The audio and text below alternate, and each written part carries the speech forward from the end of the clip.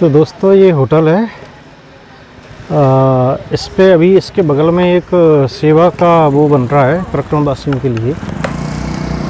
तो वो आज चालू नहीं था, तो उनने बहुत जिद की, बोले कि रुक जाओ तो हम आज भी बनवा सकते हैं भोजन। लेकिन मैं कहा नहीं, चलूँगा, मैं इतना देर नहीं रुकूँगा। और क्योंकि लगभग 2 बजने वाले हैं। इधर वैसे थोड़ा कम है रुकने की जगह और आश्रम वगैरह, तो भोजन व्यवस्था उतनी सटीक नहीं लग रही है।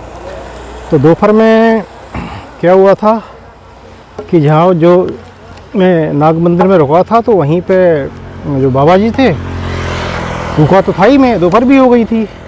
तो मैं उसमें बैठा, उसमें बहुत ठंडक थी, अच्छी ठंडक थी और अच्छा शांत मौसम लग रहा था। पता ही नहीं चल रहा था कि अब रोड के किनारे हैं।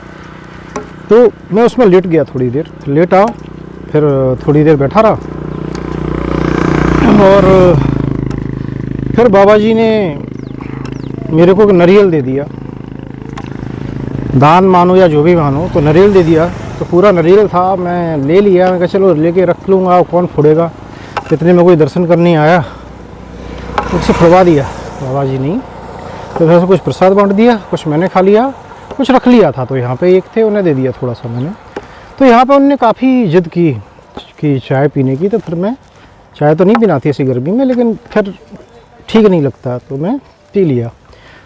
फिर उन्होंने बोला कि ये ले लो, वो ले लो, चिप्स ले लो, वो ले लो, बट मैं ये सब खाना नहीं चाहता हूँ इसमें।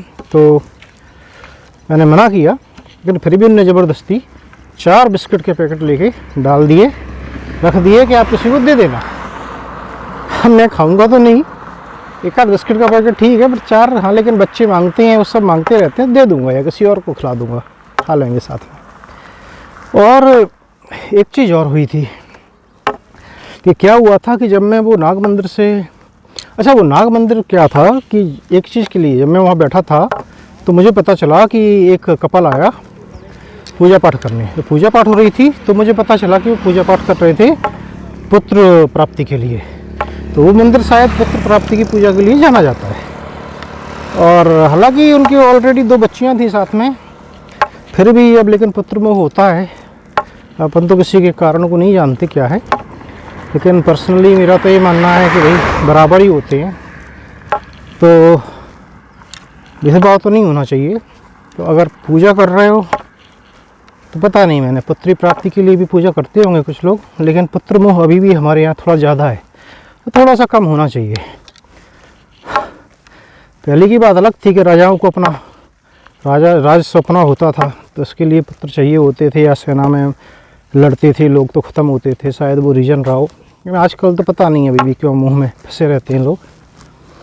तो ये मंदिर उसके लिए फेमस था, जैसा बाद में बाबा जी ने भी बोला। और फिर जब मैं आने लगा, तो बाबा जी ने काफ़ी रिक्वेस्ट की कि नहीं बैठो। मैंने बहुत कोशिश की, नहीं बोले 10 मिनट तो बैठ ही जाओ। तो मैं 10 मिनट के लिए रुक गया, फिर और रुक गया, और फिर मैं चला। और चलने के बाद जैसे ही आगे गया, तो एक किसी का घर बना था, वहाँ पे ठंडे पानी के लिए वो रखी थी। यहाँ पे बड़े से बड़ा सा गोल सा मटका होता है, वो रख देते हैं, उसमें टैप लगा होता है एक पानी के लिए। तो वो रखा था, छाँव सी थी, वहाँ पे कुछ पेड़ लगा रखे थे उन्होंने। तो मैं पीने के लिए रुक गया। वहीं पे एक सज्जन बैठे थे, और बगल में एक और भी सज्जन थे जो कि कुछ व्यापार करते थे। वो पुणे मुंबई इधर सब सब्जियां बेचते थे, और सब्जियां भी उगाते थे, और भी कुछ काम था उनका। तो वो दूसरे सज्जन जो थे, 1900 रुपये निकाल के मुझे दिए।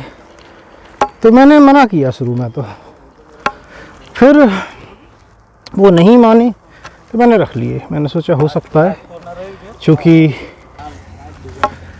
क्योंकि मैंने आज कुछ खाया नहीं है, भोजन नहीं किया कभी बार, और हो सकता है ऐसा चांस हो कि शाम को भी भोजन मिलने की संभावना नहीं हो, इसलिए मैया ने इतना इंतज़ाम किया हो। तो लेने के पहले मैंने उनसे पूछा कि आप क्या यहीं रहते हैं? तो बोले नहीं, मैं तो अभी जस्ट आता जा रहा हूँ, और आज मन में था कि किसी को नर्मदा हर, और मन में था कि किसी परिक्रमावासी को आज तो एक दान करूँगा भोजन के लिए। तो आप मिल गए मुझे, आप अकेले भी जा रहे हैं, तो मैं जो है दे रहा हूँ इसलिए। तो मैंने फिर वो ले लिए। अब देखते हैं आगे क्या होता है। तो मुझे लगता है कि अगर वो बाबा जी नहीं ज़बरदस्ती 10 मिनट और बैठने के लिए बोलते, तो शायद ये भी नहीं मिलते यहाँ।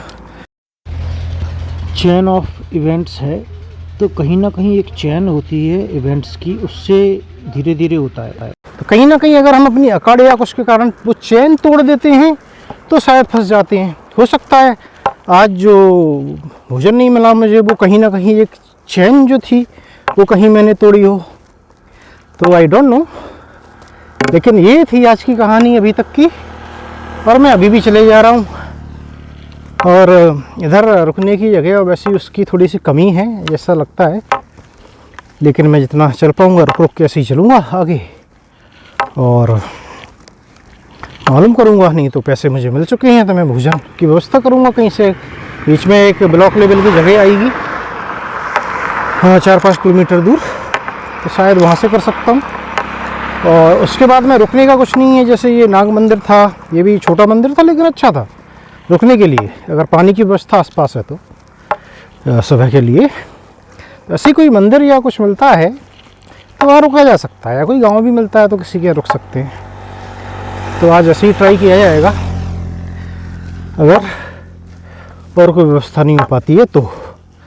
बाकी आगे देखते हैं क्या होता है।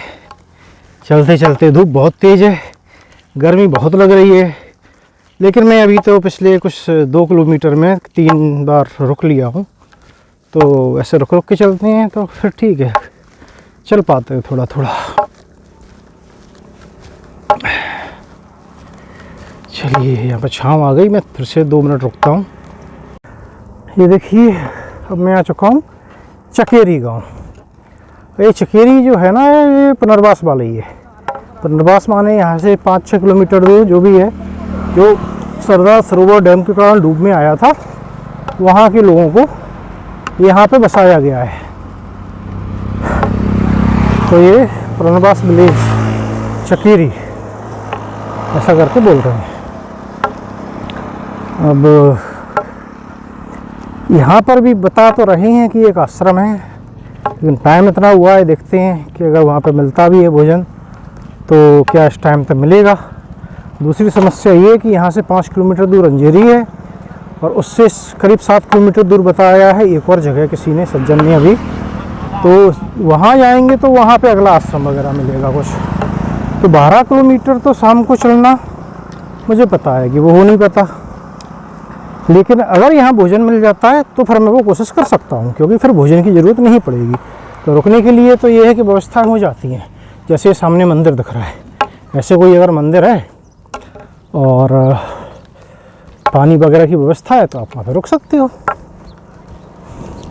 तो मैं आज वही ट्राई करने वाला हूँ, अगर यहाँ पे भोजन मिलता है तो। अगर यहाँ भोजन नहीं भी मिलता है तो आगे जो 5 किलोमीटर दूर बताया है तो यहाँ पे थोड़ा विश्राम करूँगा, फिर वहाँ जाऊँगा, और वहाँ पे कुछ नहीं होगा तो शाम के भोजन के लिए तो मैया ने व्यवस्था करवाई दी है, तो वहीं पे करके आगे निकला जाएगा। फिर जो भी जगह मिलेगी दिखेगी रुकने लायक, जहाँ पे मैया व्यवस्था कराएगी वहाँ पर रुक जाएंगे। देखते हैं।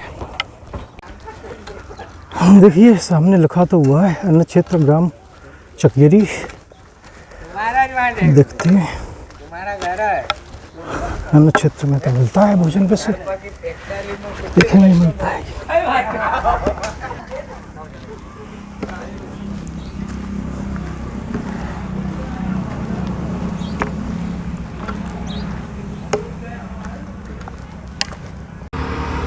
तो ये जो चकेरी में अन्न क्षेत्र है, यहाँ पे मैंने विश्राम किया, यहाँ पे मैंने भोजन भी किया है, क्योंकि आगे बता रहे हैं कम से कम 10 किलोमीटर दूर कोई व्यवस्था नहीं है। और अब क्या है, लेकिन मैं निकल तो लिया हूँ, क्योंकि यहाँ पे रुकने का मतलब नहीं है। आज वैसे भी कम चल पाया हूँ, अब देखा जाएगा। 7.5-8 जो भी किलोमीटर है वहाँ तक तो पहुँचना 4 बज गए, क्योंकि 5:30 पे सूर्यास्त हो जाता है। तो 3-4 किलोमीटर ही चल पाऊँगा, और वहाँ पे 4 किलोमीटर दूर पे अगर कोई रुकने की व्यवस्था हो पाई तो काफ़ी है, क्योंकि ये भोजन तो करना नहीं है। तो चलिए देखते हैं क्या होता है। यही जीवन है, हर चीज़ प्लान के साथ नहीं होती है।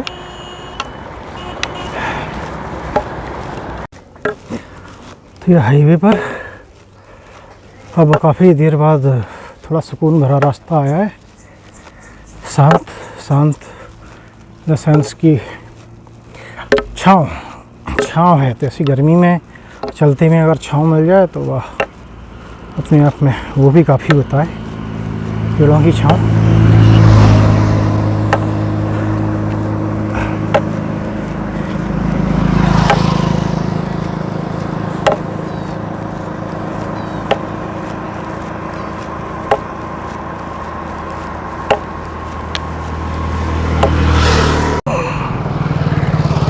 तो मेरे दिख रहा है, तो यहाँ पे लिखा है कि नगर पंचायत परिषद अंजड़ आपका हार्दिक अभिनंदन करती है, बड़वानी 16 किलोमीटर। तो कई बार तो अभी 18 दिख रहा था, 16 है, पता नहीं क्या है। और अंजड़ इसमें लग गया है, पंचायत का एरिया, नगर पालिका का एरिया एक्चुअली, लेकिन अंजड़ अभी दूर है। एक्चुअली में जो है वो करीब 1.5 किलोमीटर है इससे आगे। जो पॉइंट हम बोल सकते हैं या जो मेन जगह है, क्योंकि आगे की डिस्टेंस तो वहीं से जोड़ी जाएगी, आगे जब जाना है तो उसके बाद पता चलेगा कि वहाँ से 2.5 है कि 3.5 है, तो उसके हिसाब से डिसीजन लेंगे। और वहाँ कुछ व्यवस्था है कि नहीं है, उसके हिसाब से भी लिया जाएगा। तो दोस्तों ये है अंजड़। अंजड़ तो मैं पहुँच गया हूँ, नर्मदा यार। और यहाँ से बता रहे हैं कि 4 किलोमीटर है बोरलॉय, वहाँ पर कि हनुमान जी का मंदिर है और रुकने की व्यवस्था भी है। बोलते रहते यहाँ पे भी है व्यवस्था, ऐसा बोला मुझे शिवालय में, पता नहीं शिवालय कहाँ है, लेकिन मुझे लगता है कि मैं वहाँ तक पहुँच जाऊँगा। और रोड का रास्ता है वैसे भी, तो ट्राई कर लेना चाहिए। चलिए चलते हैं, मुझे पूरा भरोसा है कुछ ना कुछ हो ही जाएगा। अगर नहीं भी पहुँच पाता हूँ तो भी ये व्यवस्था हो जाएगी।